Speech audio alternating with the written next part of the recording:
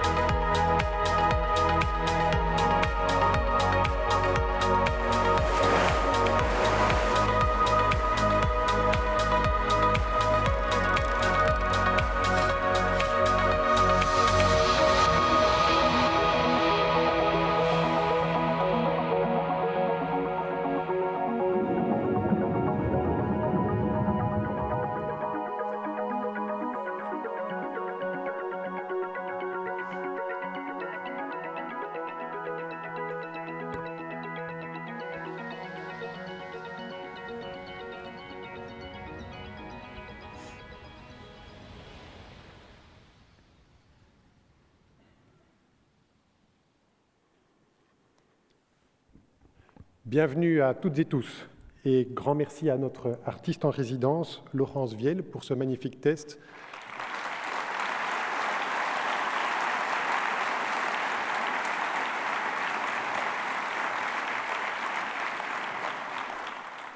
Laurence Viel sera notre artiste en résidence à Lucie Louvain pour toute l'année académique. Je suis très heureux de vous accueillir à notre cérémonie d'ouverture de la nouvelle année académique. Nous ouvrons l'année ici sur notre site de Louvain-la-Neuve, mais aussi à Mons, à Charleroi, à Tournai, à Bruxelles, sur nos 2 sites, à Woluwe et à Saint-Gilles avec notre faculté d'architecture. Monseigneur, Excellences, Mesdames et Messieurs les ambassadeurs, Madame Valérie Glatini, qui prêterait serment comme ministre de l'Enseignement supérieur demain, grand merci pour votre présence en ce moment très particulier.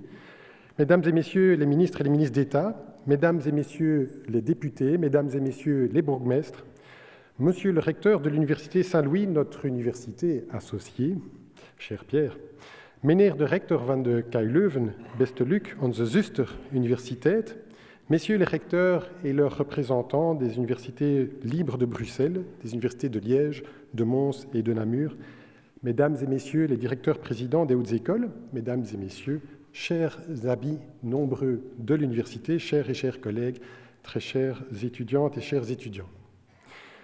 Ces derniers mois ont donné lieu à différentes élections dans les entités régionales, fédérales et européennes.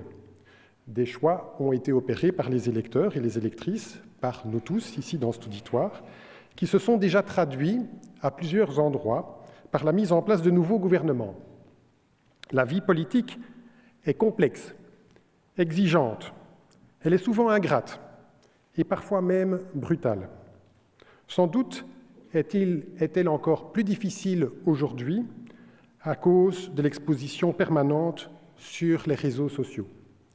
Je souhaite exprimer ma reconnaissance à celles et ceux qui s'engagent ainsi au service de leur communauté. Et je leur redis ma reconnaissance et l'appui et notre disponibilité d'appui pour les expertises universitaires dans leur mission, à un moment particulier, particulièrement critique, où des décisions majeures doivent être prises pour notre pays, pour l'Europe et aussi pour la planète tout entière. Tous nos vœux vous accompagnent. Il y a quelques mois, nous avons également eu des élections rectorales dans notre université. Et nous entamons aujourd'hui une nouvelle législature de 5 ans, avec une équipe en partie renouvelée. Je souhaite remercier la communauté universitaire pour sa très large participation à ce processus d'élection. La campagne électorale constitue un moment démocratique essentiel pour la vie de notre institution. Je reçois ma réélection comme une reconnaissance du travail effectué par notre université ces dernières années et aussi comme un soutien à la mise en œuvre des axes du programme présenté durant la campagne électorale.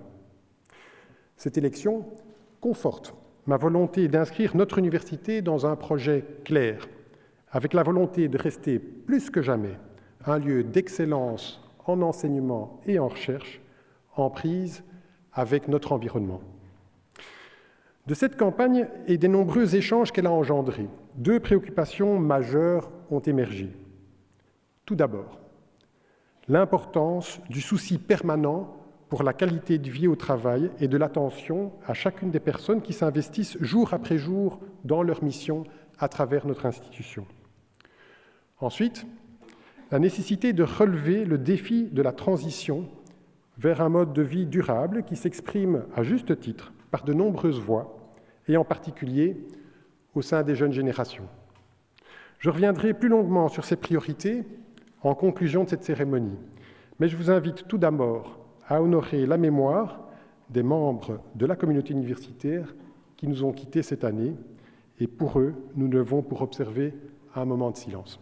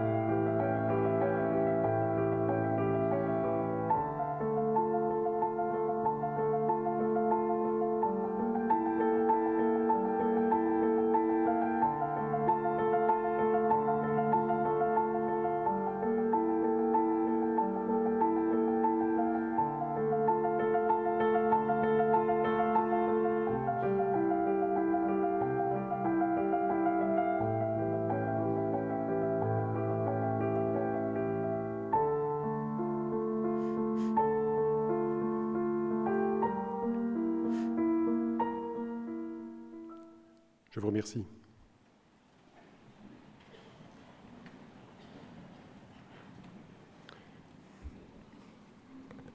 Plusieurs professeurs ont été admis à l'Éméritat cette année. Ils et elles ont accompagné des milliers d'étudiantes, d'étudiants et de chercheurs, durant parfois plus de 30 ans.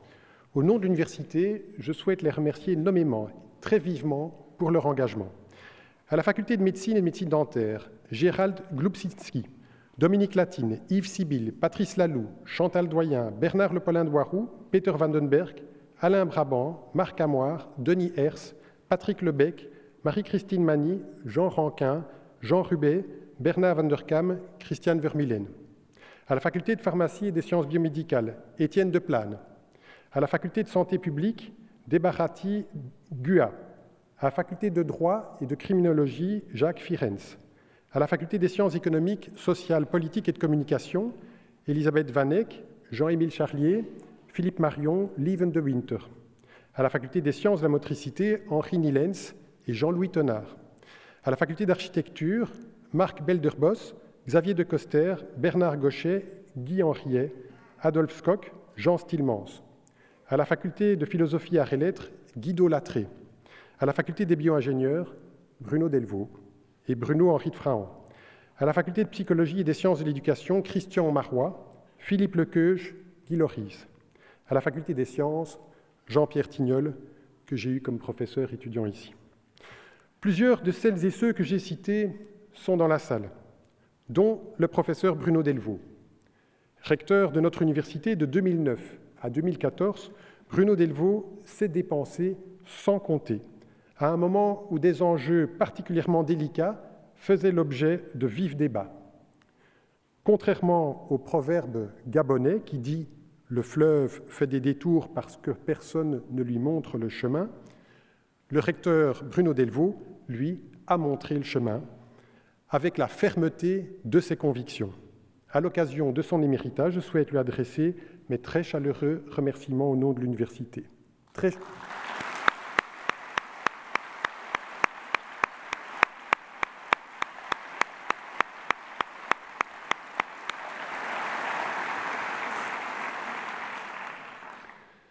chers collègues, très chers émérites, je vous ai cité il y a un instant, merci pour votre engagement.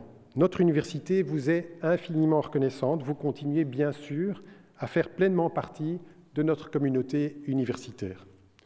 Je tiens aussi à remercier tous les membres du personnel administratif et technique qui, au quotidien, s'investissent pour le bon fonctionnement de notre université. Leurs services sont le socle sur lequel l'université peut pleinement développer ses missions. Merci à vous toutes et tous pour votre engagement. Notre reconnaissance va en particulier à celles et ceux qui ont pris ces derniers mois une retraite bien méritée et leur nom apparaît à l'écran. Merci à toutes et tous, avec M comme merci, E comme écoute, R comme respect, C comme confiance et I comme intégrité. Les membres du personnel me comprendront. Alors que des membres du personnel administratif et technique nous quittent, d'autres nous rejoignent. Au nom de l'université, je souhaite la bienvenue à celles et ceux qui nous ont rejoints cette année, et ils sont nombreux, et qui nous font le plaisir de participer à cette cérémonie. Nous leur avons réservé une place spécifique dans la salle, là-bas. Bienvenue à vous, nous sommes très heureux de vous voir rejoindre la communauté Louvain, et je vous propose aussi de les applaudir.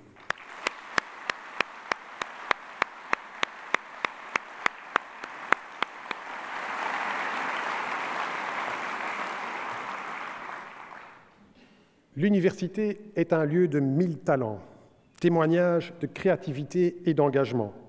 De nombreuses étudiantes, étudiants et chercheurs se sont illustrés durant cette année. Je vous propose d'en découvrir quelques-uns en images.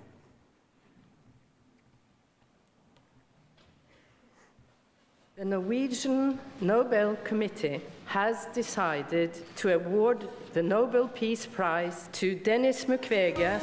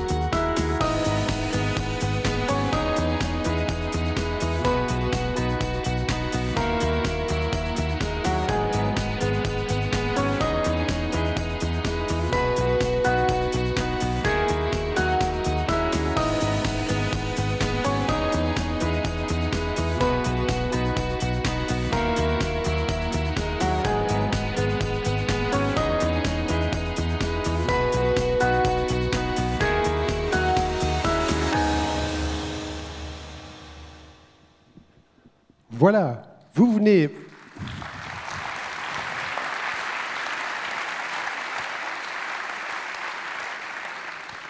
Vous venez de les voir passer à l'écran et nous les retrouvons maintenant sur scène, un trio féminin, un des illustrations des succès de notre communauté sur l'année écoulée. Nous retrouvons donc Madame Morena Destra, étudiante, Laure Jadot, jeune diplômée, et Gaëlle van der Meulen, chercheuse. Et c'est l'occasion de leur témoigner toute notre reconnaissance pour leur parcours particulier. Morena Destra, vous êtes étudiante à la Louvain School of Management.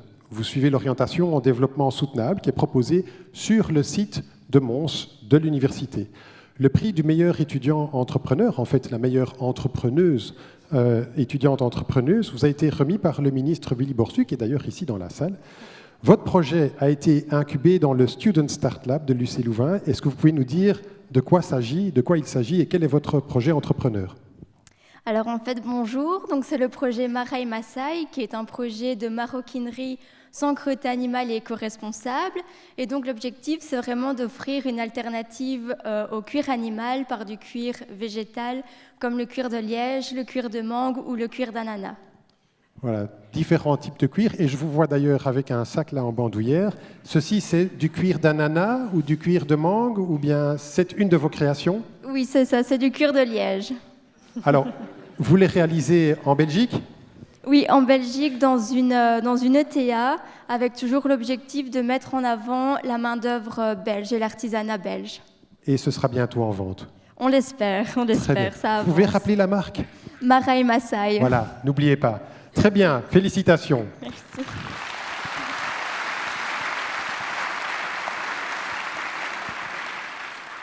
Alors, Laura Jadot, vous êtes diplômée tout récemment, depuis quelques semaines, de l'école de journalisme de Louvain, depuis quelques semaines. Vous avez reçu des mains du roi Philippe le prix de la 14e édition du concours Belge-Odyssée. Vous avez, pour obtenir ce prix, vous avez réalisé un reportage. Sur quoi portait votre reportage ?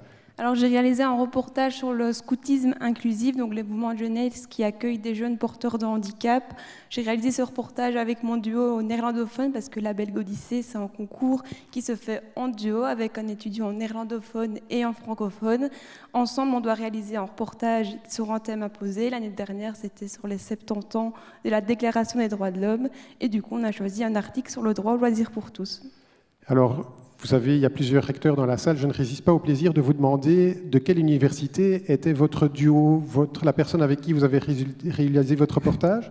Donc évidemment, il y a 2 gagnants francophones et néerlandophones. Il vient de la KUL Leuven, Dries Hiroux. Très bien, voilà. Alors,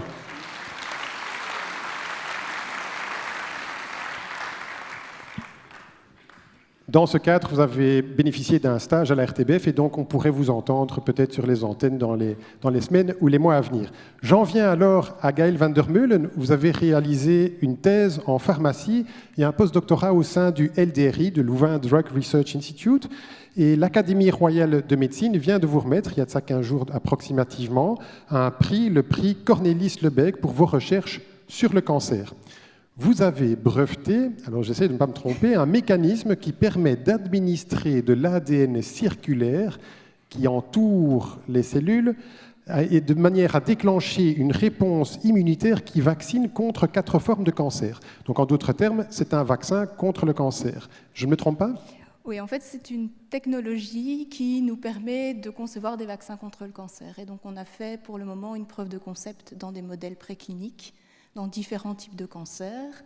Et donc c'est un projet qui est un peu particulier parce qu'il y a un volet purement recherche fondamentale et également on cherche à aller plus loin et on est supporté pour ça par la région wallonne, par un projet First Spin-off qui nous permet d'aller vers une création d'entreprise et donc continuer à développer ça. Vous n'êtes plus tellement loin de la création d'entreprise, vous êtes dans le processus de recrutement d'un CEO et je crois que vous cherchez encore des investisseurs. Voilà, s'il y en a dans la salle.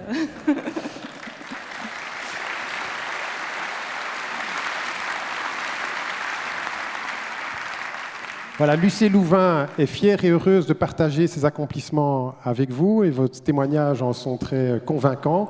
Avant de découvrir quelques moments forts de l'année écoulée, je vous propose encore de francs applaudissements pour notre trio féminin de cette année.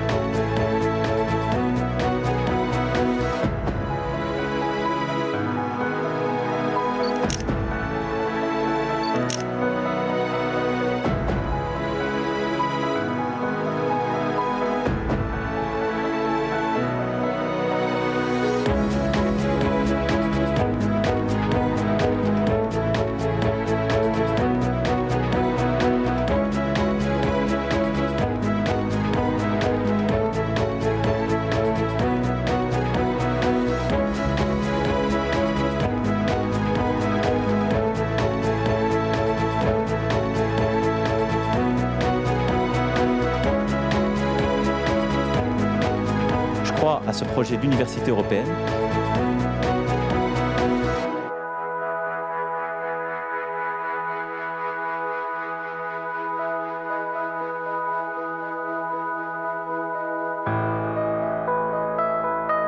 Ce qui peut être fait ici au sein de l'université, c'est de repenser tous ces flux dans le sens d'une transition écologique.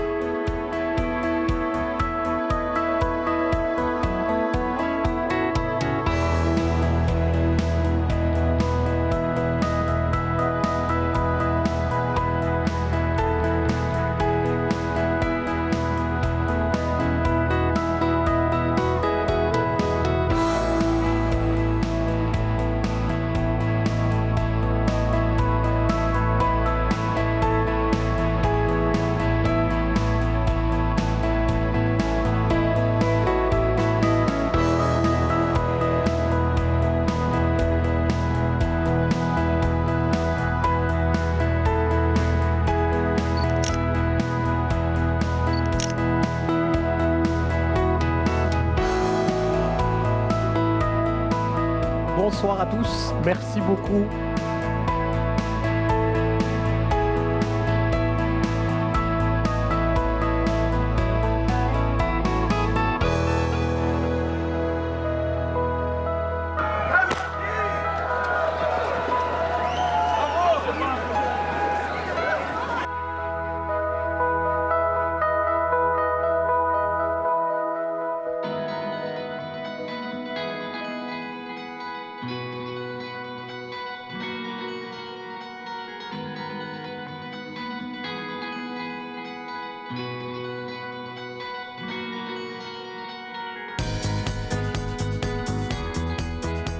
C'est le résultat du travail et de l'engagement quotidien de tous nos collaborateurs.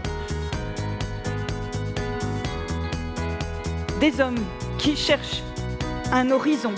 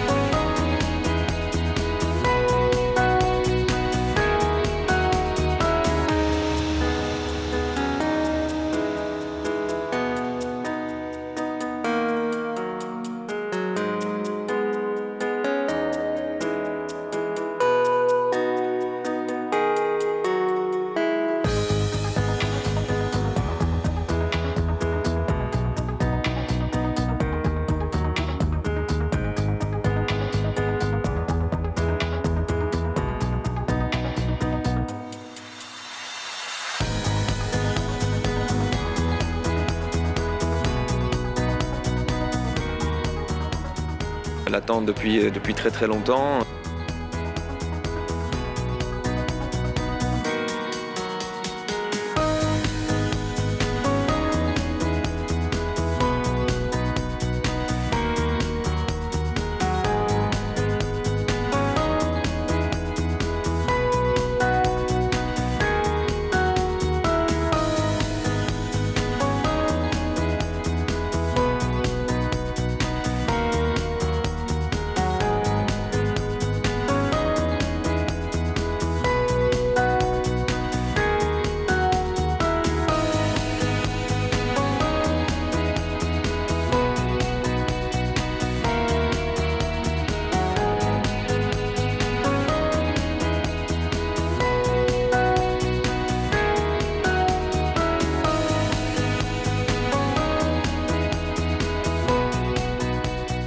C'est maintenant que tout commence.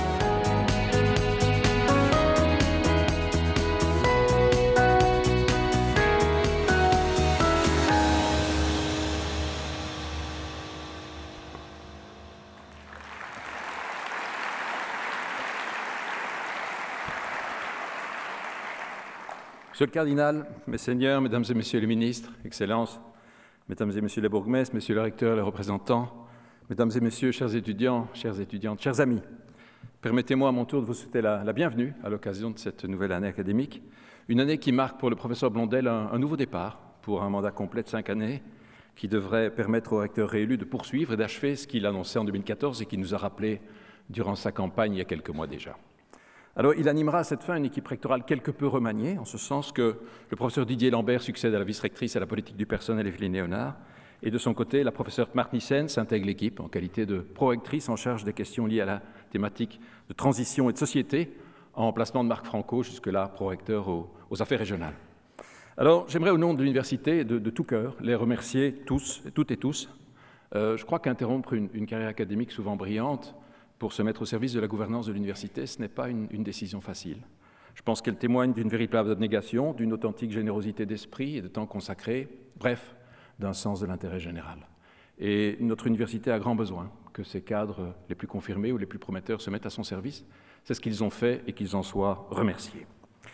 Alors, parmi les priorités de l'équipe rectorale pour l'année qui vient, nous retrouvons une nouvelle fois le projet de fusion avec l'Université Saint-Louis de Bruxelles. Et à cet égard, je trouve qu'il est assez dommage que des logiques exogènes empêchent, provisoirement certes, mais depuis trop longtemps déjà, la bonne fin de ce projet.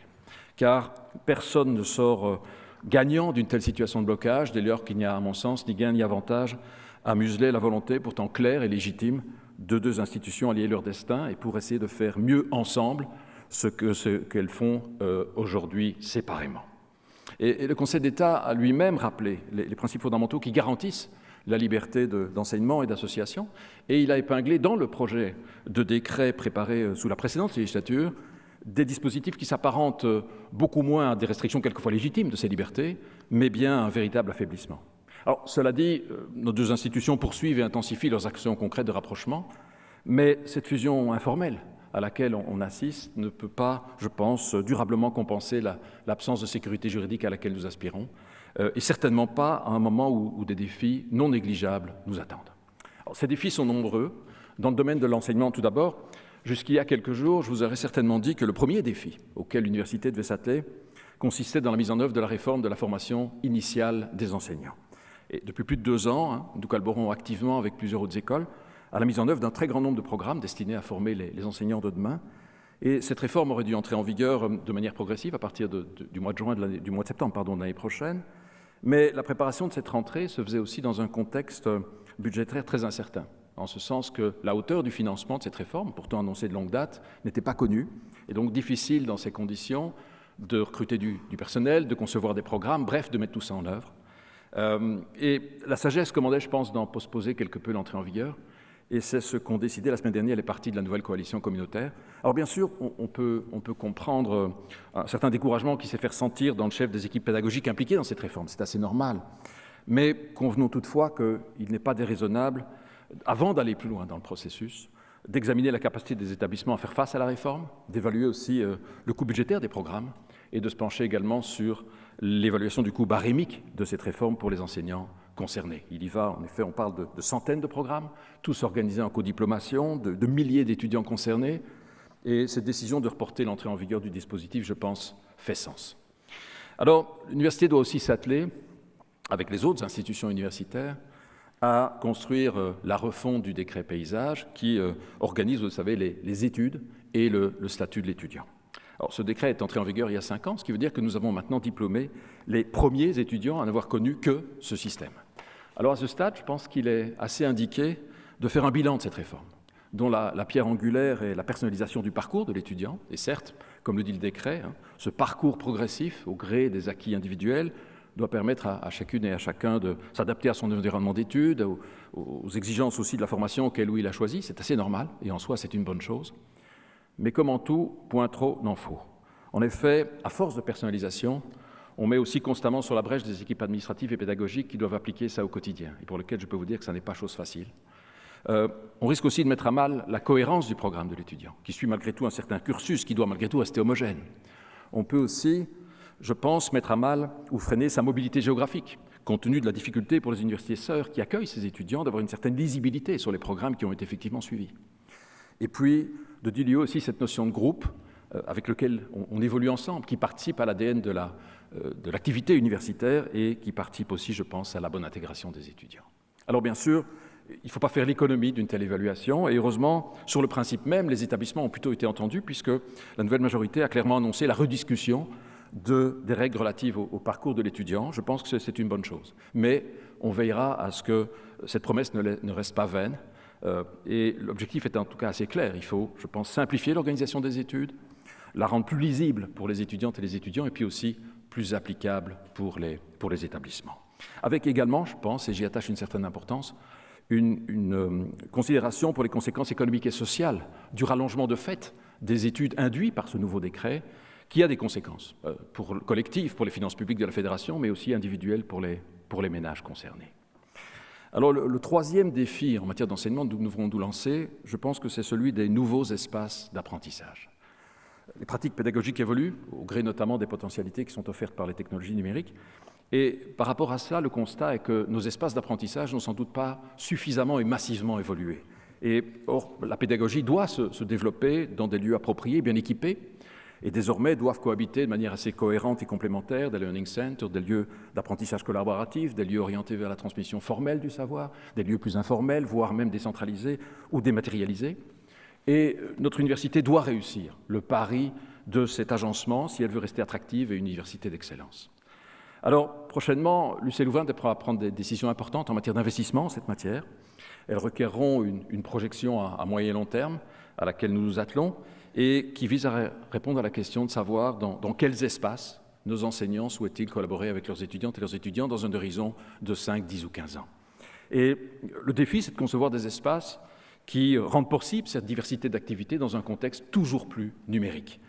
Et c'est un enjeu qui, par ailleurs, colle assez bien avec notre stratégie d'open education, stratégie qui ne vise évidemment pas à remplacer toutes les formations existantes tous les cours existants par des formations à distance, bien sûr que non, mais bien de proposer une hybridation intelligente entre les deux approches. Je pense que c'est le sens de l'histoire. Alors, l'année qui s'ouvre annonce également des enjeux importants au niveau de la recherche.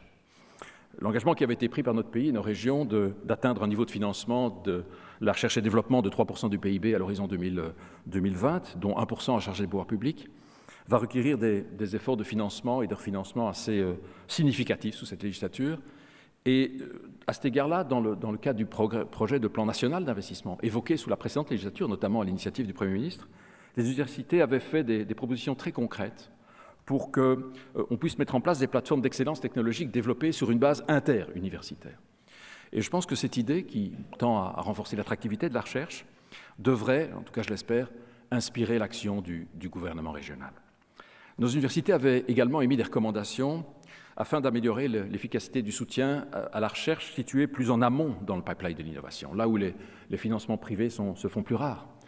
Et à ce sujet, un peu à l'image des structures interuniversitaires qui sont notamment développées en Flandre dans le domaine des sciences de la vie ou encore dans le domaine de la microélectronique.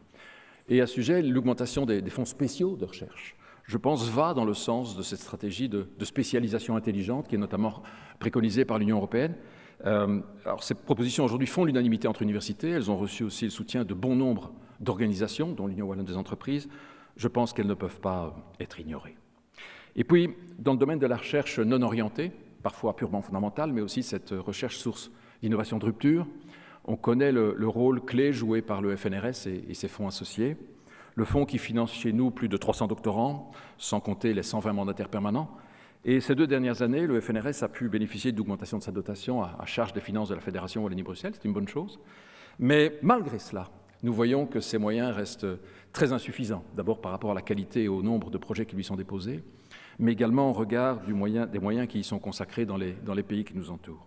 Et ma conviction est que, à côté du soutien de la Fédération, je pense qu'un soutien régional à cette recherche, bien sûr dans les domaines qui relèvent des compétences des régions, nous paraît nécessaire pour permettre au FNRS de passer à la vitesse supérieure et de mettre en place le plan phare auquel il s'attache. Alors, les enjeux de cette nouvelle année académique s'illustrent aussi au travers de nos cliniques universitaires. Et à Saint-Luc, notamment, la transformation est en marche, et l'année qui s'annonce marquera le franchissement d'étapes importantes dans le projet d'avenir de l'hôpital. J'aimerais citer ici 2 exemples très concrets. D'une part, fin juin, devrait être implémenté ce qu'on appelle le dossier patient intégré, qui tend pour l'essentiel à remplacer 400 applications informatiques par une seule, qui accompagnera le trajet du patient de l'amont à l'aval. C'est un défi assez unique dans l'histoire des cliniques et qui ouvrira la porte au développement futur, et notamment l'utilisation des big data ou encore de l'intelligence artificielle, et pour toujours plus de sécurité dans l'excellence des soins et dans la recherche, ce qui est évidemment l'ADN des cliniques. Deuxième exemple, l'été prochain devrait voir se concrétiser le lancement de la construction de 2 nouveaux bâtiments sur le site de Woluwe. Le premier pour l'Institut Roi Albert II, qui regroupe toutes les activités liées au traitement du cancer, et l'autre, l'Institut de psychiatrie dit intégré, qui permettra d'accueillir des patients qui ont besoin de ce type de soins dès le plus jeune âge, et ça pour une prise en charge à chaque étape de la vie. Alors, chantier qui vont en inaugurer un autre, tout aussi important, un peu plus tard, celui de la construction d'une nouvelle tour d'hospitalisation en face de la tour actuelle. Alors, mesdames et messieurs, et je n'ai cité ici que quelques exemples, on le constate, l'évolution de notre université est assez rapide, et évidemment, elle impacte le développement urbain des sites dans lesquels nous sommes installés. C'est notamment vrai à Louvain-la-Neuve, une ville qui croît de manière continue depuis sa création il y a environ 50 ans. Des grandes étapes sont régulièrement franchies, d'autres sont en passe d'être réalisées, en tout cas sont en cours de réalisation. Il suffit de se balader à Louvain-la-Neuve pour s'en rendre compte, les jardins de Courbevoie, l'Agora Resort, le CBTC. Et puis d'autres projets sont en phase de finalisation, le nouvel écoquartier Athéna-Lozelle ou encore l'extension du parc scientifique sur le site Monet 2, pour ne citer que quelques exemples. Alors, si on regarde ça de manière holistique, on voit que l'ensemble représente à l'horizon 2030 une extension d'environ 43 hectares d'activité économique sur le site et une augmentation d'environ près de 2000 unités de logement, c'est-à-dire entre 5 et 6 000 personnes, habitants d'Ottigny-Louvain-la-Neuve sur notre site. Alors, tous ces projets ont naturellement une influence sur les principes de circulation qui ont prévalu au développement de Louvain-la-Neuve, notamment parce que certains se réalisent en dehors des boulevards périphériques, comme il était prévu dans le schéma directeur d'origine. Et face à cela, je pense qu'il est important de préserver les principes de circulation originels. Non pas pour s'attacher coûte que coûte à un modèle, qui par ailleurs a fait ses preuves, mais bien parce que nous pensons que celui-ci constitue toujours l'ossature d'un développement moderne et durable. Alors bien sûr, ce modèle doit évoluer pour tenir compte des nouveaux besoins, des mentalités, des habitudes et aussi des modes de déplacement innovants, et Dieu sait s'il y en a. Mais je pense qu'il constitue toujours la colonne vertébrale d'un ensemble qui fait sens. Et c'est fort de cela que l'UC Louvain participe activement, en tout cas nous l'espérons, à un plan de mobilité mis à jour par les autorités de la ville et qui propose, je pense fort opportunément, une série de mesures destinées à préserver la fluidité du trafic dans et autour de Louvain-la-Neuve. Mais au-delà de ça, je pense que notre université a une responsabilité particulière dans la façon dont elle programme et elle encadre le développement urbain sur son site. Et à cet égard, il est important de faire les bons choix pour les années à venir. Et c'est la raison pour laquelle nous avons décidé d'investir davantage dans les enjeux mobilité de nos sites, et pas uniquement celui de Louvain-la-Neuve, partout où nous sommes actifs, en élaborant notamment un réel plan stratégique de mobilité qui tendra, entre autres choses, à intégrer de façon systématique la dimension de mobilité dans tous les projets de développement urbain que notre université accepte et suit. Et il y en a beaucoup. Et ça, au travers de, en passant au crible, toutes les fonctions de mobilité de la ville. Le stationnement, les livraisons, les plans de déplacement d'entreprise, les déplacements de zones d'activité, les conditions d'accès au logement, les normes de bâtiments, les infrastructures, etc. Je veux dire, le but étant que ça nous aide à prendre les bonnes décisions, et ça de manière systématique dans tous nos dossiers. Alors c'est une stratégie qui s'inscrit dans une logique de plus grande durabilité de nos sites. C'est aussi une stratégie qui se décline en termes de transition énergétique. En effet, ça fait maintenant un peu plus de 10 ans que l'UC Louvain a décidé de réduire ses émissions de CO2 liées aux activités de production de chaleur et d'électricité, à concurrence de 20% à l'horizon 2020.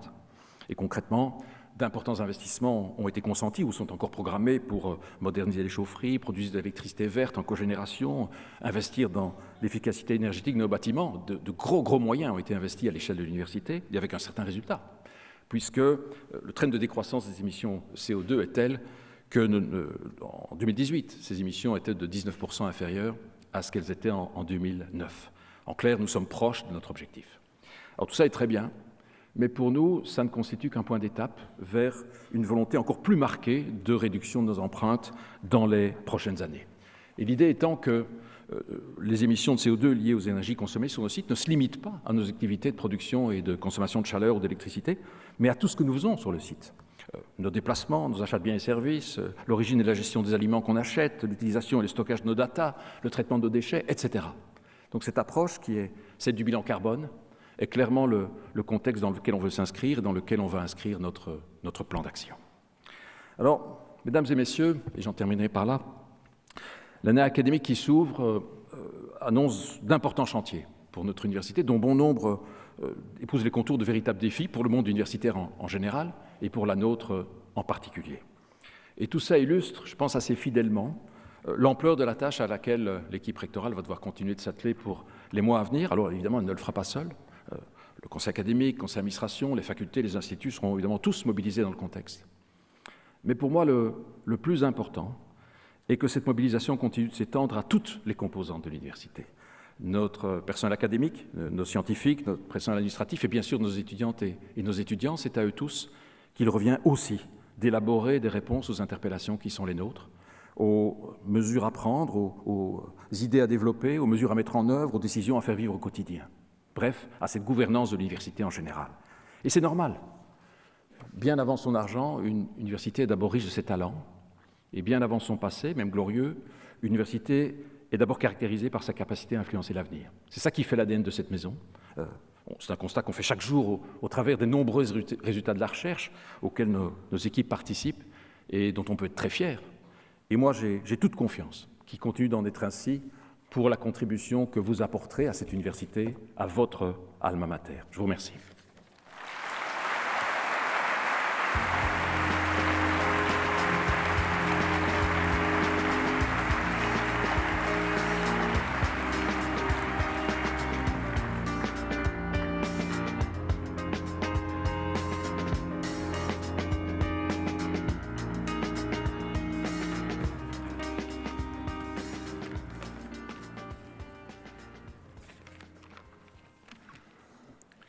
Mesdames et messieurs, étudiants et étudiantes, chers amis de la communauté universitaire ou d'ailleurs, quel beau thème pour cette année qu'est le partage des savoirs.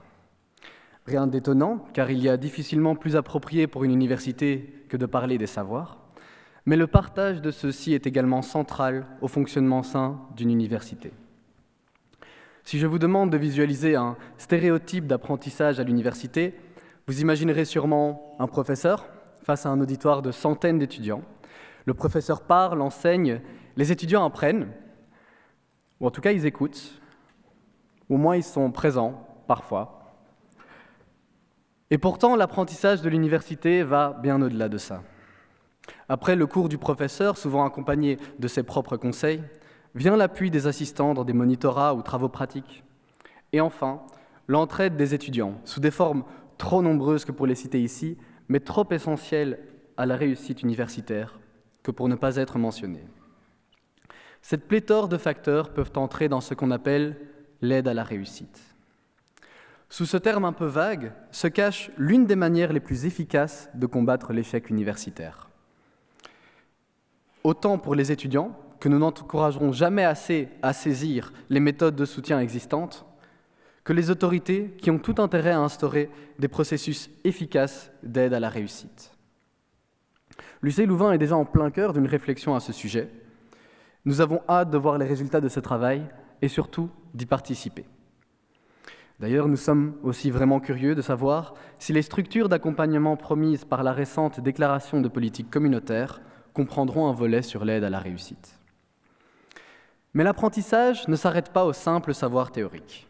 Savoir critique, savoir citoyen, savoir d'usage, savoir pratique, autant de savoirs différents que nous apprenons et intégrons tous, chaque jour, à notre propre manière. À ce titre, nombre d'étudiants et étudiantes citeront leurs investissements extracurriculaires comme tout autant formateurs que le cursus en lui-même. Les exemples sont nombreux.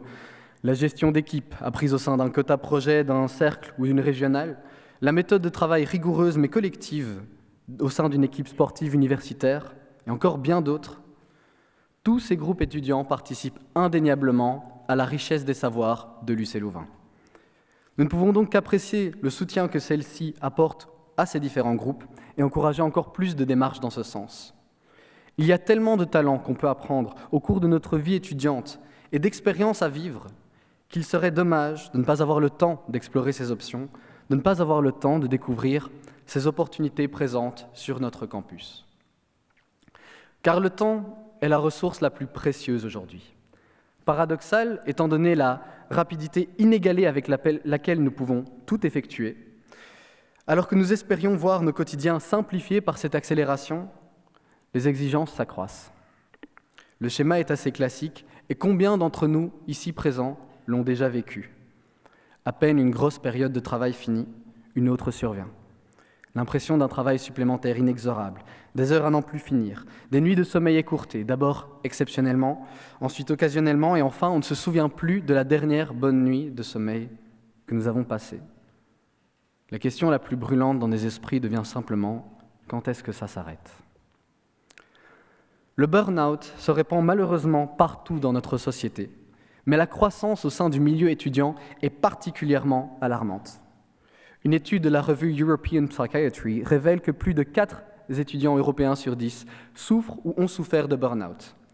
44,2% pour être précis, avec des pics dans certaines études, par exemple, sans réelle surprise, médecine.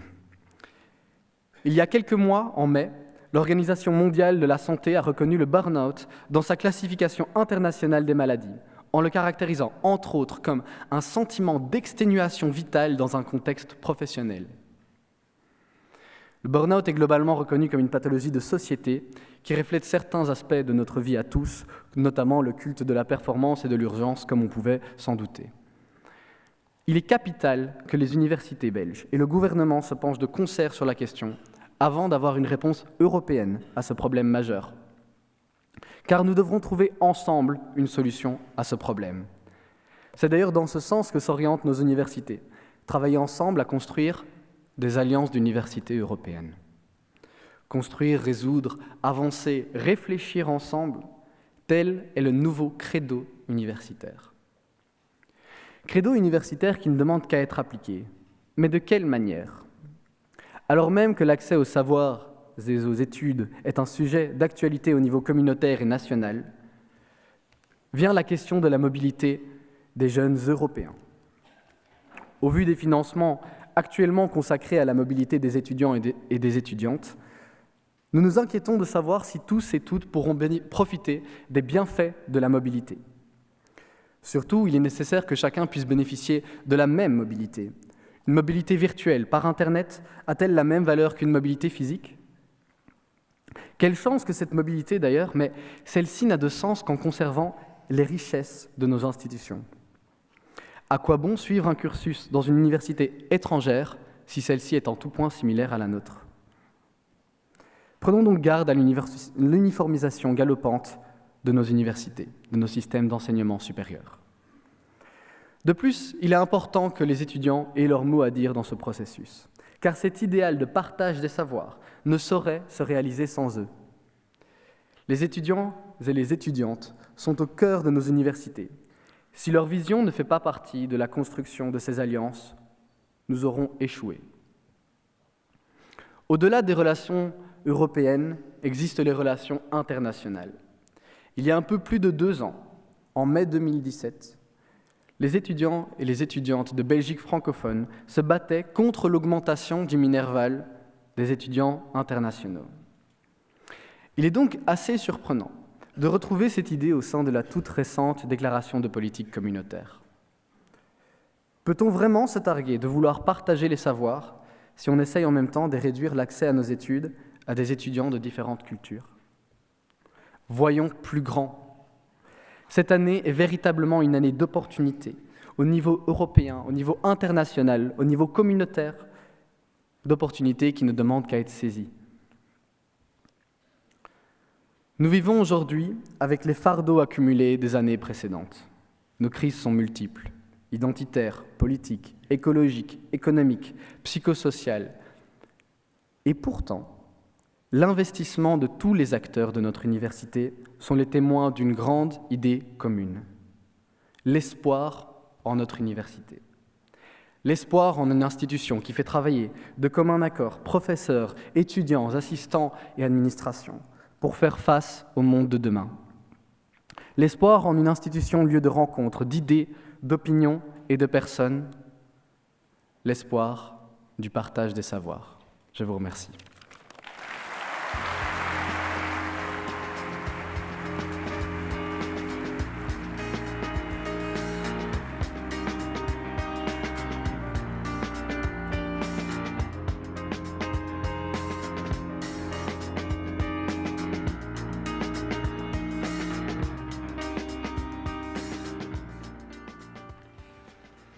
Mesdames et messieurs, chers collègues, chères étudiantes, chers étudiants, chers amis, quelles sont les grandes valeurs académiques? La première est sans conteste la liberté. La liberté académique. Pourquoi? La liberté académique garantit l'indépendance par rapport à toute forme d'intérêt particulier. Et cette indépendance permet aux universités de former des étudiants et de faire progresser la connaissance. C'est précisément pour ces deux raisons que les pouvoirs sont contraints de respecter l'indépendance des universités depuis de nombreux siècles, parce que celles-ci sont utiles. La dignité des universités réside toutefois aussi, et c'est un beau paradoxe, dans le fait de pouvoir cultiver des savoirs inutiles, pour reprendre l'expression de Nunzio Ordine, grand spécialiste de la Renaissance, c'est-à-dire dans leur liberté de chercher le vrai, sans devoir calculer à l'avance les avantages à découvrir le vrai. En 1969, aux États-Unis, un professeur de physique de l'université Cornell, Robert Wilson, expose son travail devant le Congrès américain. Au cours de sa présentation, il est abruptement interrompu par un sénateur qui lui demande d'abord si son projet est utile pour défendre la patrie et si ensuite ce projet est capable d'aider les États-Unis à gagner la guerre contre les Russes. Wilson a alors cette réponse: « Mon projet n'a rien à voir directement avec la défense du pays, mais il contribue à rendre ce dernier digne d'être défendu. » Entendons-nous. L'université joue et doit continuer à jouer un rôle important dans la société. Une université totalement déconnectée du réel, une université Castalli ne serait pas à la hauteur de sa mission. Castalli étant le nom de cette institution utopique qu'Hermann Hesse décrit dans son grand roman « Le jeu des perles de verre », et dans laquelle des professeurs s'affrontent dans des joutes mathématico-philosophiques d'un formalisme aussi admirable que vain. La liberté académique permet de constituer un écosystème fécond. J'en reviens à Nunzio Ordine. Selon cet auteur, le savoir, la culture et la recherche scientifique constituent un liquide amniotique permettant aux grandes valeurs de démocratie, d'égalité, de justice et d'émancipation de se développer. Nous avons le devoir de conserver et de protéger ce précieux liquide. J'ajoute que la liberté académique permet de faire de grandes découvertes, parce que c'est souvent en s'aventurant dans des champs de connaissances inutiles que l'on tombe accidentellement sur des choses inattendues. Ainsi, le philosophe Leibniz, en spéculant philosophiquement sur l'infini, a créé le calcul infinitésimal, aujourd'hui indispensable au fonctionnement quotidien du monde technique. Le phénomène est connu. On l'appelle sérendipité, c'est-à-dire le fait de trouver accidentellement ce qu'on ne cherchait pas. C'est, comme le disait de manière amusante le médecin Comroe, chercher une aiguille dans une botte de foin et en sortir avec la fille du fermier ou bien avec le fils de la fermière. Ainsi, la liberté académique implique une liberté de vagabondage intellectuel, j'entends. Voilà le paradoxe. C'est parfois quand elle ne cherche pas à être utile que l'université devient la plus utile à la société. À côté de cela, évidemment, l'université fait et doit continuer à faire de la recherche appliquée. Il est heureux que les académiques et les scientifiques contribuent, par les réflexions qui y sont développées, à certains grands défis posés aux décideurs, la transition écologique, le vieillissement, l'automatisation. D'ailleurs, les recherches appliquées peuvent également donner lieu à des découvertes insoupçonnées. Les universités doivent certes rendre des comptes en tant que bénéficiaires d'argent public, mais il est de leur essence d'être des espaces de liberté. Comme le disait l'économiste Karl Polanyi, la connaissance est un ordre spontané, complexe, évolutif, doté d'une certaine permanence et non finalisé. Dès lors, poursuivait Polanyi, la science peut se développer grâce à l'échange entre collègues qui ont la liberté de poursuivre la vérité comme une fin en soi. Ce qui nous amène à la deuxième valeur académique fondamentale, la collégialité. La collégialité, c'est cette forme de coopération qui permet de valoriser les ressources intellectuelles d'un groupe. Pourquoi ? Parce qu'elle est basée sur l'égalité. Dans un système autoritaire, ces ressources ne sont pas bien exploitées. Dans un système collégial, au contraire, les membres sont des pairs qui ont chacun le droit de s'exprimer et dont la parole est entendue. Cette communauté intellectuelle est assurément, on l'a dit, une des conditions du progrès de la science. Mais c'est également un mode qui facilite l'adhésion à la décision. La collégialité doit se conjuguer avec la quête des justes accommodements, des concessions mutuelles, du respect des avis contradictoires et surtout d'un effort de solidarité entre collègues, académiques, scientifiques, administratifs et étudiants. C'est là, mesdames et messieurs, une des conditions du bien-être au travail.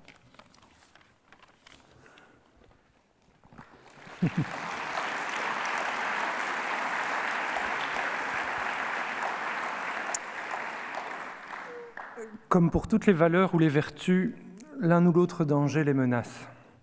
Il en va ainsi notamment de la bureaucratisation, mise en évidence par l'anthropologue David Graeber comme étant une dynamique emblématique de nos sociétés.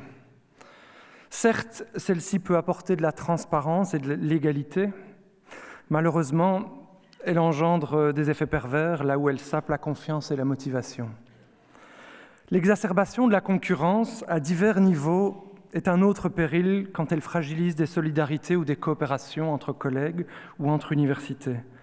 Le même Graeber montre que la bureaucratisation touche aussi bien le secteur privé que le secteur public et qu'elle est de façon surprenante mais aussi malheureuse une conséquence de cette mise en concurrence et des techniques de gestion destinées à accroître l'efficacité.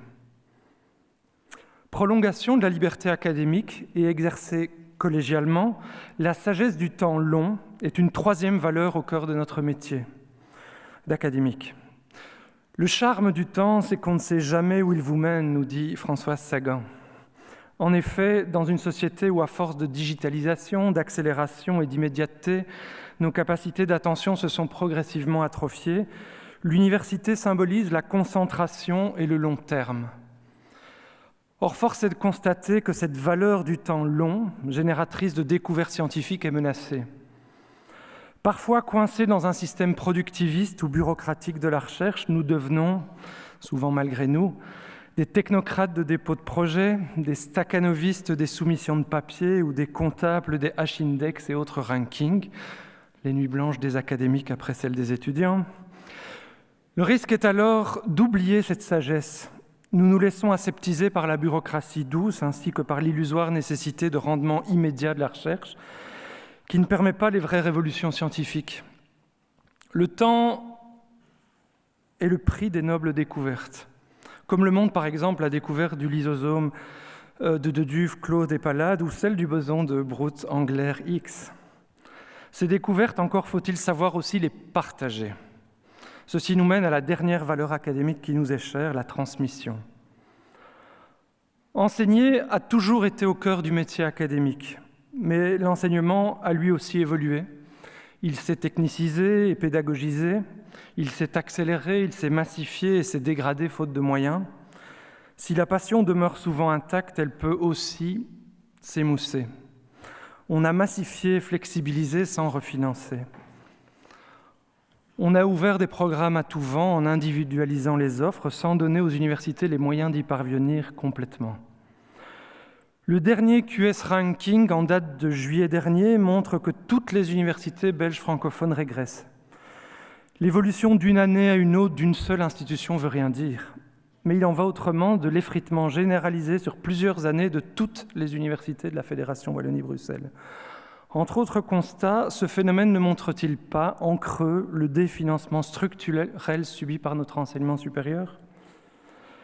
Parmi les multiples données disponibles, un article de novembre 2018 de l'économiste Lambert est édifiant à cet égard. Le financement de l'enseignement supérieur est de 30% inférieur à la moyenne des pays voisins. Celui-ci absorbe en outre, et sans contrepartie, les étudiants européens provenant de pays où ils sont jugés excédentaires.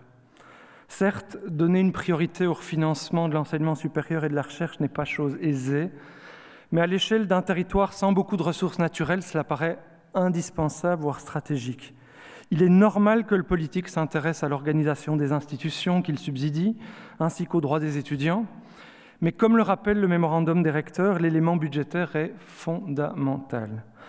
À nos yeux, il est même primordial car il conditionne la capacité des institutions à mettre en œuvre les réformes nécessaires sans sacrifier aux valeurs académiques et pour certaines d'entre elles à leur indépendance en tant qu'institution libre. À l'aube d'une nouvelle législature, nous formons le souhait que le monde universitaire francophone ne connaisse jamais ce qu'Alain Deneau dénomme très à propos la médiocratie. Fort des valeurs qui sont au cœur du métier d'universitaire, nous demeurons optimistes avant tout. Nous tenons à ces valeurs et nous ferons les choix nécessaires pour ne jamais devoir les sacrifier.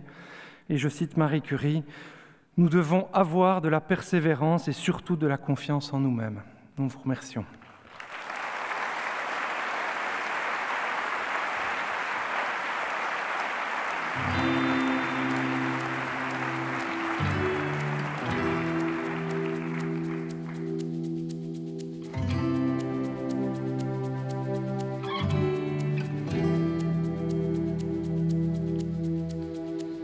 Sur un bateau, vous avez le capitaine d'équipage, mais à lui tout seul, il n'est pas capable de prendre en charge le bateau. Il a besoin pour ça de ses équipiers. On a plusieurs dans un équipage, il faut s'entraider, il faut vivre ensemble. Et il faut aussi évidemment avoir l'esprit d'équipe et savoir collaborer sur des projets qui ne sont pas nécessairement les siens. Ce qui est remarquable au sein de l'université, c'est qu'on a l'impression qu'aucun défi n'est inatteignable. Quel que soit le niveau hiérarchique, quelles que soient les personnes, oui, on travaille vraiment tous ensemble. C'est très important, c'est ça le sel, je pense, de l'université aussi. Une des particularités, je trouve, de nos métiers, c'est de pouvoir évoluer dans un environnement stimulant intellectuellement. Et ça, c'est une grande chance à l'université. On ne s'ennuie jamais et on apprend tout le temps. Il y a tellement de diversité, tellement de compétences et de richesses au sein des collègues, c'est que dès qu'on a une idée, on va toujours trouver des gens avec qui les réaliser. Et ça, c'est formidable. Faire l'université, c'est beaucoup de rencontres. Beaucoup de moments où on se retrouve entre collègues pour réfléchir à ce qu'on pourrait ensemble chercher comme solution, comme piste concrète. Il faut discuter, échanger et regarder ensemble ce qui est la meilleure idée pour face à un problème. C'est très très important d'avoir un réseau sur lequel s'appuyer. Alors c'est pas uniquement au niveau scientifique. J'ai des collègues qui me donnent leur avis, des collègues français par exemple, qui me donnent leur avis sur mon projet. C'est vraiment le plus important pour être actif et faire cette université. Il faut créer des liens, il faut créer des ponts, c'est très important.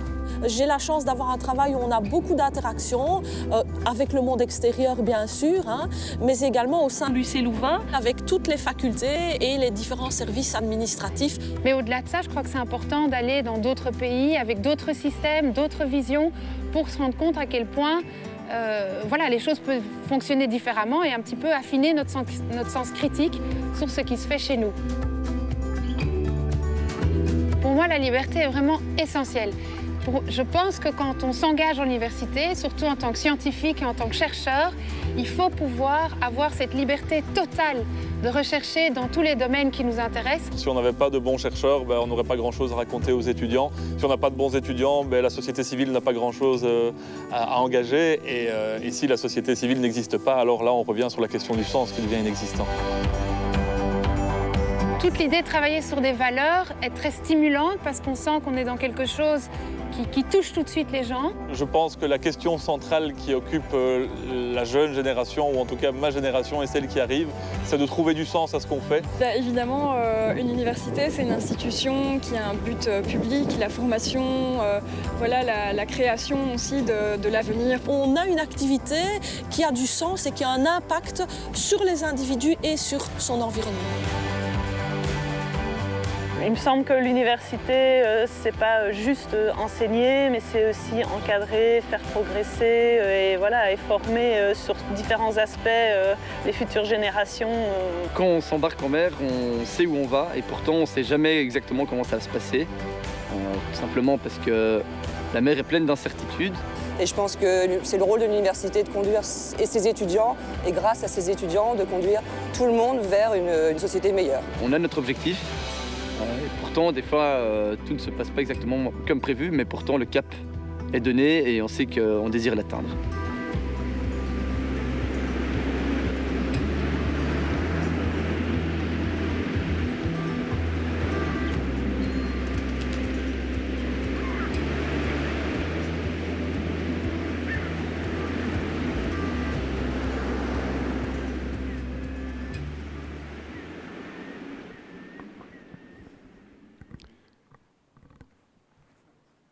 Quelqu'un a emporté mon texte.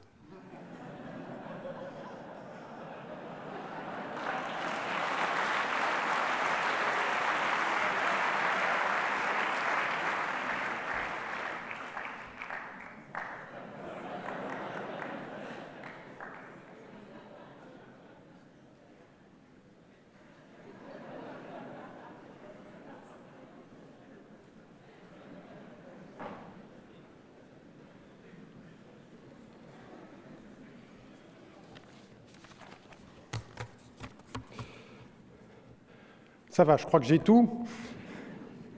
Ouais, vous voyez, c'est ça le travail collectif.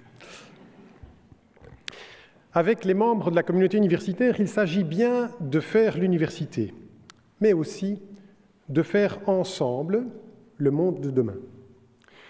Durant l'année académique précédente, nous avons vu de nombreux jeunes se mobiliser pour demander aux responsables politiques de prendre des engagements forts, à la hauteur des défis auxquels nous faisons face pour préserver l'avenir de notre planète. Nous nous trouvons aujourd'hui confrontés à des transformations sociales et environnementales cruciales. Et nous devons avoir l'audace de mettre en place des normes collectives qui souvent nous contraindront dans nos comportements.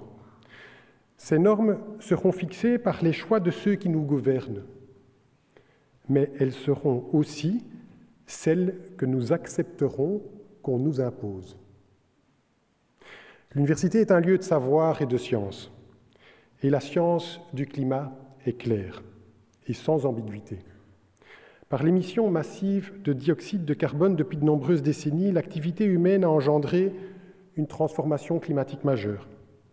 Notre climat d'aujourd'hui est largement la conséquence de nos émissions d'il y a plusieurs décennies. Et c'est aujourd'hui que nous influençons le climat de demain. Sans modification majeure de notre mode de vie actuel, notre Terre sera moins hospitalière pour l'espèce humaine et son habitabilité sera définitivement altérée. Dans quelques décennies, à un terme pas si lointain, celui de nos enfants, de nos petits-enfants, ce seront moins d'espaces habitables et moins de terres cultivables pour une population toujours grandissante. C'est ce que nous dit la science. L'humanité est déjà largement engagée dans une trajectoire dangereuse. Elle a aujourd'hui rendez-vous avec son devenir. Une mobilisation majeure est nécessaire. Pour le professeur Éric Lambin, qui vient de recevoir le prestigieux prix Palanette Bleue, et je le cite, « La mobilisation nécessaire, et ces mots sont forts, la mobilisation nécessaire est équivalente à celle qui serait exigée au seuil d'une nouvelle guerre mondiale, et non de celle qui se discute au dessert, une fois déjà prises les grandes décisions qui assurent le statu quo. » Fin de citation. C'est bien d'une guerre dont il s'agit, mais d'une guerre de l'humanité pour préserver son environnement. Et notre université a un rôle essentiel à jouer. Elle doit contribuer à une prise de conscience éclairée de ces défis écologiques et sociaux et de leurs enjeux, entre autres par la formation des étudiantes et des étudiants et par l'intervention dans le débat public. Elle doit mobiliser la recherche au service des innovations nécessaires pour atteindre un mode de vie durable. Et elle doit être responsable dans la manière dont elle se gère elle-même et être par là une source d'inspiration. Ces aspects seront au cœur de notre programme pour les 5 années à venir. Sur la base du programme défendu lors de mon élection, notre université se dotera au courant de cette année d'un plan stratégique Horizon 600. Fondé en 1425 et jeune de bientôt 600 ans d'histoire, notre alma mater sera porté par ce plan Horizon 600 qui balisera notre action jusqu'en 2025 et nous donnera un cap pour le futur. Notre premier engagement porte sur une attention accrue à chacune et chacun. La qualité de vie au travail est une préoccupation majeure pour chaque membre de notre communauté universitaire. Ces 5 dernières années, grâce à un premier financement léger et grâce à une meilleure gestion de nos ressources, nous avons pu entamer une réduction de la charge du personnel, tant dans les cadres académiques et scientifiques qu'administratifs et techniques. Nous poursuivrons nos efforts pour augmenter la qualité de vie au travail. Notre communauté n'a pas été épargnée par les pressions croissantes sur les services, résultant de contraintes toujours plus nombreuses, en particulier du décret paysage. Chacun de nos projets doit être pensé en prenant en compte la charge qu'il représente et en intégrant une plus grande attention aux personnes qui le gèrent. Forte des remarquables avancées déjà réalisées ces dernières années, notre université poursuivra aussi et amplifiera sa politique de genre porteuse de mesures concrètes. Politique qui a déjà fait largement progresser notre université sur la voie de la diversité et de l'inclusivité. C'est le professeur Didier Lambert, nouveau vice-recteur à la politique du personnel, qui sera l'un des acteurs majeurs de ces différents enjeux. Je lui suis très reconnaissant d'avoir accepté cette délicate fonction. Il succède à la professeure Evelyne Léonard, qui s'est investie totalement durant 5 ans. Dans cette mission centrale pour l'université, je souhaite ici, au nom de l'université, remercier Evelyne pour son engagement quotidien, avec une rigueur, un souci d'équité et une attention permanente à toutes et tous.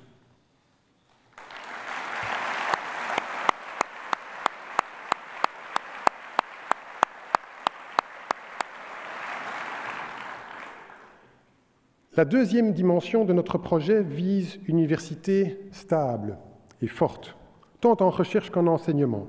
En enseignement, nous développerons des espaces d'apprentissage innovants. Le président du conseil d'administration l'a évoqué avant moi il y a un instant. L'apprentissage des langues sera élargi et renforcé, et nous veillerons à mieux accompagner les grands groupes d'étudiants. Les initiatives d'innovation pédagogique seront stimulées. En recherche, l'interdisciplinarité, notamment au travers de l'appui au Louvain fort interdisciplinaire, sera favorisée. Des propositions concrètes viseront à augmenter notre accès au financement de recherche et à mieux soutenir le montage de projets européens. Nous soutiendrons la politique de liberté de chercher, constitutive de l'identité du FNRS, en particulier à l'occasion de la présidence du FNRS assurée par l'UC Louvain dès le mois prochain. La collaboration avec la KU Leuven, notre université sœur, sera renforcée. Les équipes rectorales se rencontrent déjà de manière très régulière au sein du Leuven-Louvain University Alliance. C'est là qu'ont été conçues les visites communes en Amérique et en Asie des derniers mois, mais aussi le programme conjoint de bourse de thèse de doctorat qui démarre dans quelques semaines, ou encore la coordination du projet de piste cyclable qui relie désormais nos 2 campus principaux. Comme le précise Luc Sels avec nous ce soir, recteur de la KU Leuven, les liens entre nos 2 universités vont bien au-delà de la couleur partagée de nos logos. Samen zijn we een echte powerhouse. Une powerhouse qui diplôme aujourd'hui près de 4 étudiants sur 10 en Belgique et qui recueille 45% des financements de recherche européens octroyés aux universités belges. Cette nouvelle législature qui commence est un moment particulier pour notre relation avec la KU Leuven. Nous sommes à un demi-siècle de la scission et nous lancerons prochainement ensemble les célébrations du 600e anniversaire de notre fondation. Nous poursuivrons également l'amplification de notre présence à l'international, en particulier au sein de l'association de 19 universités européennes de GUILD, qui est actuellement présidée par l'UC Louvain, et aussi avec l'Alliance d'universités européennes rassemblant, outre notre institution, des universités à Londres, Paris, Berlin, Oslo, Aarhus et depuis la semaine passée, Belgrade. Tous ces acteurs universitaires se veulent des forces de transformation de notre société dans une volonté de service à la collectivité et aussi dans la volonté d'inclusivité de tous les étudiants. Ce sont de puissants antidotes aux penseurs de Brexit. Après le programme Erasmus d'il y a 30 ans et le processus de Bologne d'il y a 20 ans, les alliances d'université sont une nouvelle transformation profonde qui se prépare. Et je me réjouis sincèrement des synergies qui se construisent déjà au sein de notre alliance qui s'appellera dorénavant Circle U. La troisième dimension de notre projet porte sur l'université ouverte. L'engagement pour notre société en transition est une priorité. Dans ces formations, l'UC Louvain doit développer une formation experte et critique liée aux enjeux du développement durable et de la transition. Dans ses recherches interdisciplinaires, elle doit privilégier les projets qui proposent des solutions pour répondre aux enjeux sociaux et climatiques. Dans son fonctionnement quotidien, elle doit prendre toutes les mesures, et le président du conseil d'administration avant moi l'a évoqué, pour diminuer son empreinte écologique. Nos actions seront construites sur base d'un plan transition. Un rapport spécifique sera présenté annuellement afin de pouvoir juger des progrès réalisés lors de journées transition que nous organiserons au moment de la Journée mondiale du climat. Je vous donne dès à présent rendez-vous pour la première d'entre elles, le lundi 9 décembre prochain. Sa Majesté la Reine Mathilde, particulièrement attachée à ces enjeux et au rôle des jeunes, entre autres à travers sa fonction d'ambassadrice des Nations Unies pour les objectifs du développement durable, nous fera l'honneur de sa présence à l'occasion de cette journée. Pour coordonner nos efforts, j'ai proposé la création d'une nouvelle fonction de prorectrice, transition et société, et la professeure Mart Nissens a accepté cette responsabilité. Mart Nissens succède ainsi au professeur Marc Franco, qui a assuré la fonction de prorecteur pendant 5 ans. En lien avec de très nombreux partenaires régionaux, à Bruxelles et en Wallonie, Marc Franco a ouvert la voie pour notre université dans de nombreux domaines, avec compétence, optimisme et aussi avec une conviction joyeuse et communicative. Notre université lui est extrêmement reconnaissant d'avoir porté ces dossiers avec enthousiasme et détermination. Grand merci, Marc.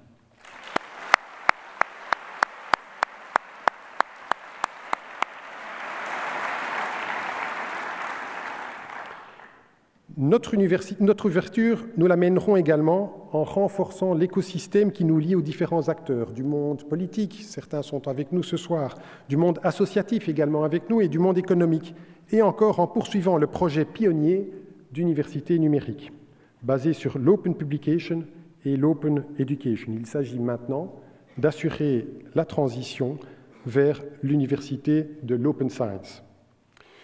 Université ouverte, c'est également une université de culture.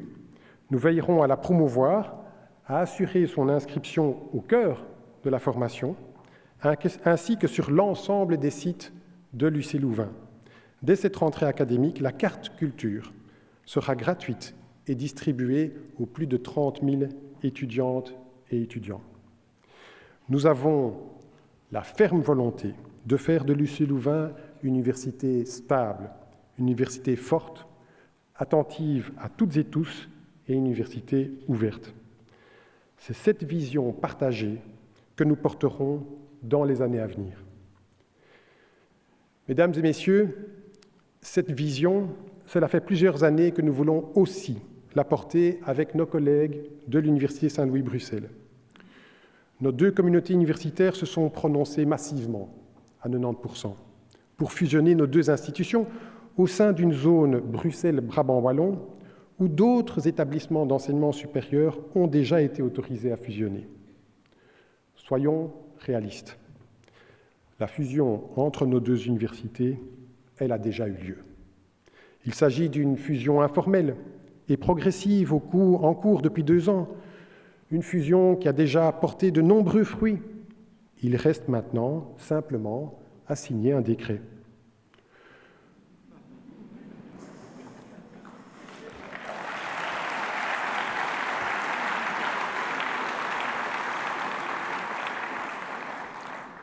Sur ce point d'ailleurs, les discussions avec le monde politique ont été intenses et sur le point d'aboutir à la fin de la précédente législature, avec le soutien explicite et public de mandataires de plusieurs partis dont certains se retrouvent dans l'actuelle majorité. Soyons réalistes donc, et n'oublions pas de signer ce décret, et ce, dès l'entame de la législature.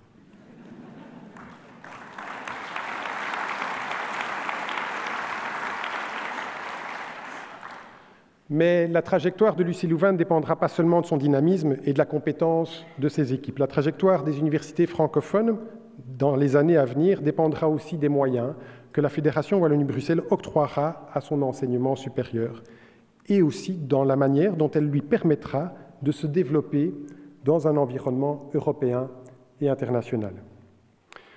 Avant les élections, les recteurs des universités francophones, collectivement, ont déposé un mémorandum auprès de tous les partis politiques. 2 éléments y sont majeurs, le financement et l'autonomie. Le financement d'abord.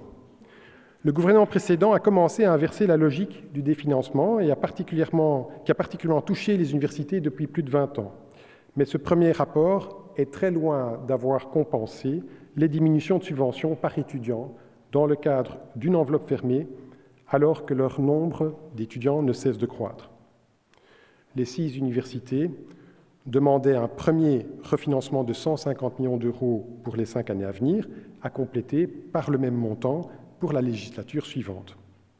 Ceci aurait ouvert la perspective de retrouver d'ici une décennie, dans 10 ans, le niveau de financement d'il y a 10 ans et de nous rapprocher un peu de celui dont bénéficient les universités en Flandre, que toutes nous jalousons sur ce plan-là. Nous avons été partiellement entendus. Nous prenons acte de ce qui a été annoncé lors de la déclaration gouvernementale et nous le considérons comme un premier pas dans la bonne direction, un premier pas qui pourrait en entraîner d'autres sous cette même législature. À côté du financement, il y a l'autonomie. Et l'autonomie, cela ne coûte rien. Pour que les universités puissent assurer au mieux leur mission, il faut que les contraintes qui pèsent sur elles soient enfin allégées. En particulier, il est temps que le décret paysage se trouve modifié de manière majeure.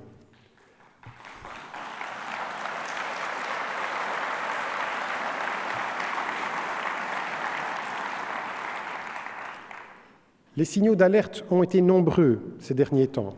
Les dérives du décret sont multiples, perte de cohérence, illisibilité du système, déconstruction de la formation, complexité des mises en œuvre.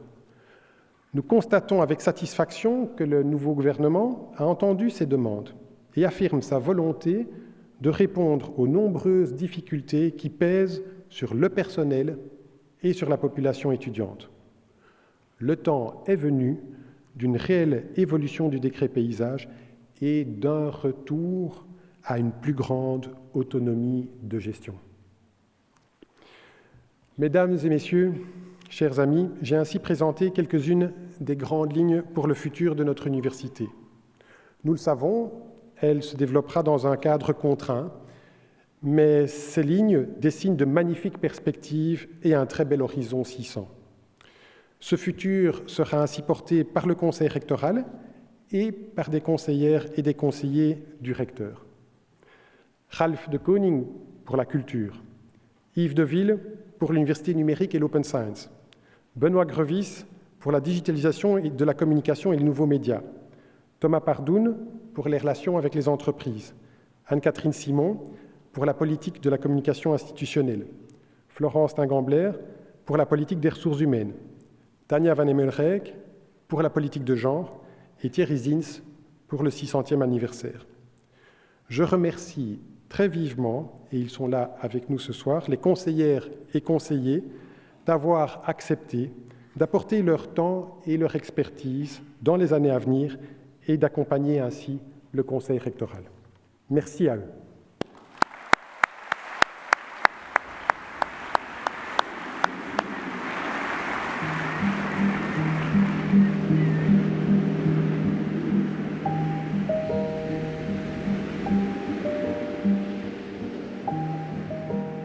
Mesdames dès le départ, l'université était ouverte sur les autres horizons. Ça fait partie de l'ADN de toute université. On ne peut pas juste être centré sur sa propre perspective locale. L'esprit universitaire, c'est l'esprit d'ouverture, c'est la confrontation des idées, des points de vue. On fait l'université, je pense, ensemble. Je pense que c'est vraiment l'une des idées qui ne doivent pas nous quitter ou qui ne doivent pas quitter le conseil rectoral en matière d'enseignement, dans d'autres domaines sans doute aussi. Mais on fait l'université nécessairement ensemble. On réfléchit au programme ensemble, on fait évoluer l'offre d'enseignement ensemble, on construit les programmes ensemble, les innovations pédagogiques ensemble. Le fait de faire évoluer ces programmes en fonction des préoccupations du moment, c'est à la fois se démarquer du passé et à la fois faire probablement ce qui a toujours été fait à l'université. Changer, faire les choses autrement, faire évoluer les contenus des cours, les modalités pédagogiques, ce n'est juste pas une rupture avec le passé, c'est juste une évolution normale. Et je pense que si l'université n'évoluait pas, elle n'aurait juste plus de raison d'être. En termes de recherche, faire l'université, c'est le travail des chercheurs. C'est clair que la recherche, c'est un processus bottom-up. Ce sont les chercheurs qui vont faire l'université. L'université, à son origine, n'était pas forcément basée sur la recherche comme elle l'est aujourd'hui. Donc c'est un concept moderne, Research University, de baser l'enseignement sur la recherche et sur l'avancement des connaissances. C'est absolument essentiel pour former des étudiants avec un esprit critique et qu'ils sont capables d'avoir du recul par rapport aux connaissances qu'on leur enseigne. Cette assurance d'avoir un sens, c'est-à-dire le sens de l'éducation, mais aussi le sens de la recherche, permet d'avoir un environnement de travail tout à fait unique. Et c'est notre principale richesse, et c'est comme ça que je pense qu'on peut attirer des talents. Et donc on a cette chance d'avoir cette multiplicité de regards. Et donc moi je compte vraiment faire l'université ensemble. On est fort dans une ère de développement personnel, et donc on a la possibilité, grâce à ces espaces de mobilité, de se construire. Et je pense que la politique de mobilité, et principalement mobilité interne, ce sera un enjeu des 5 premières années. La base d'une collaboration, c'est aussi une relation de confiance entre personnes.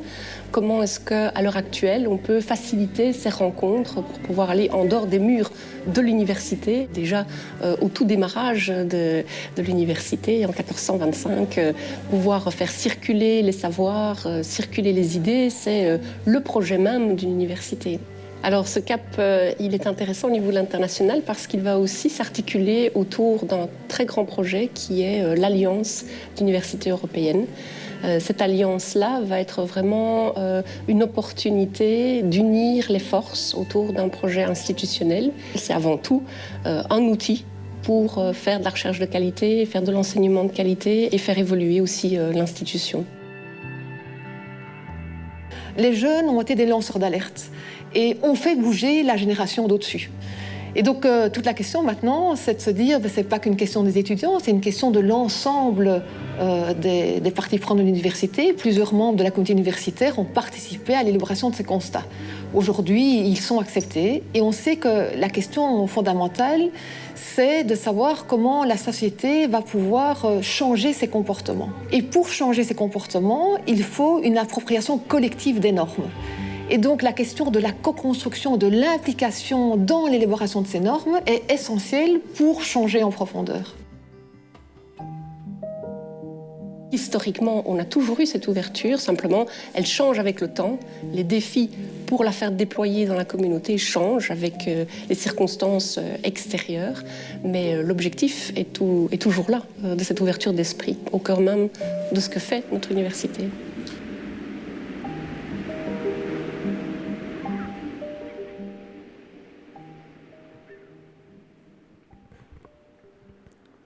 C'est donc entouré des membres du conseil rectoral, du recteur de l'Université Saint-Louis-Bruxelles et des conseillers que j'invite maintenant les nouveaux académiques, mandataires FNRS et académiques cliniques à nous rejoindre pour ouvrir l'année du partage des savoirs. Les nouveaux académiques, rejoignez-nous maintenant sur scène. Je vous invite à nous rejoindre.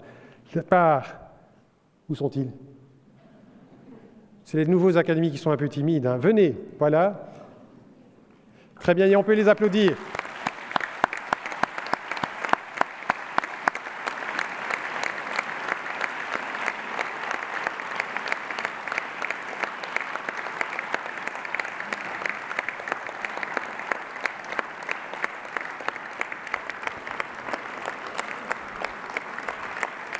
Les savoirs à partager sont nombreux et diversifiés. Les nouveaux collègues qui nous rejoignent sont des experts de domaines aussi variés que mécanismes moléculaires, la formation d'ADN, ciblage des préférences métaboliques tumorales, plasticité de la synthèse lipidique chez les guêpes parasitoïdes, sciences du sol, système éducatif et innovation sociale, psychologie de l'adolescence, psychologie du personnel et des ressources humaines, musicologie, organologie, ingénierie mathématique, mécanique, littérature anglaise, sciences politiques comparées, économie internationale, anesthésiologie, si l'un d'entre vous tombait dans anesthésiologie, formation des enseignants, marketing, histoire de l'architecture, information et communication, égyptologie, kinésithérapie et réadaptation, architectonique, technologie de la construction, morphologie, finances publiques, littérature comparée, conception technologique de la construction, culture numérique, finance, économie de l'agriculture, logopédie, architecture et conception des territoires en transition, psychologie clinique des adultes et psychologie sociale. Bienvenue à tous ces nouveaux collègues. Je vous propose à nouveau de les applaudir.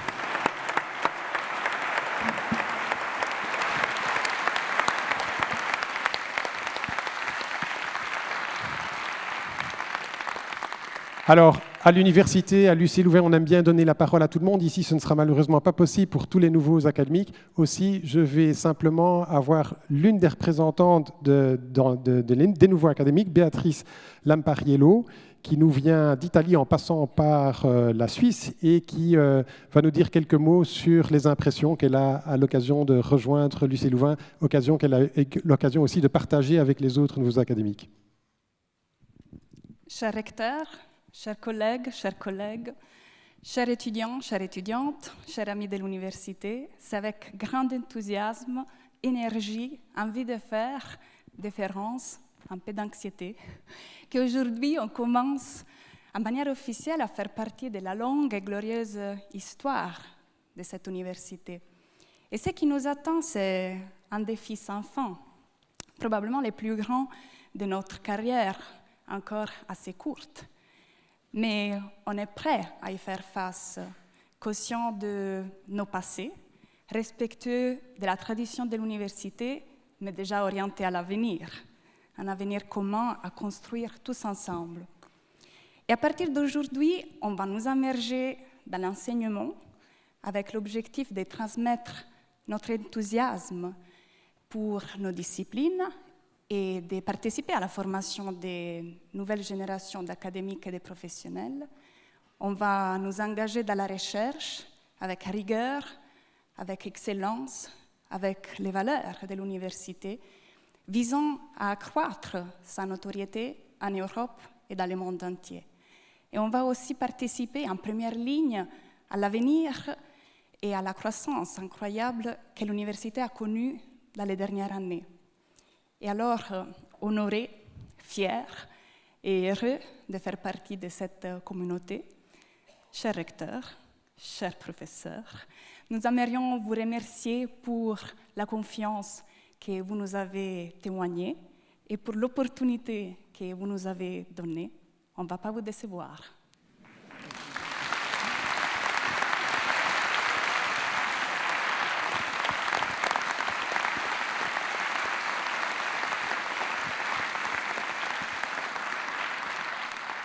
Avec des personnalités comme celle-là, on en recruterait bien 40 de plus, hein, vous êtes d'accord avec moi? Nous avons également le plaisir d'accueillir sur cette scène l'équipage UC Louvain, qui était celui que vous avez vu dans les vidéos, à titre symbolique.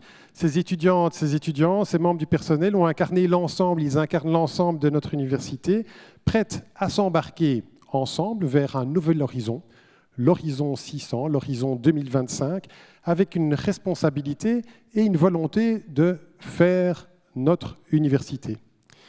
C'est en formant le vœu que ce soit cette volonté qui nous accompagne toutes et tous, que je déclare solennellement devant vous tous et avec tous les membres du conseil rectoral, les conseillères, conseillers et les représentants des différents corps, que je déclare ouverte l'année académique 2019-2020 du partage des savoirs.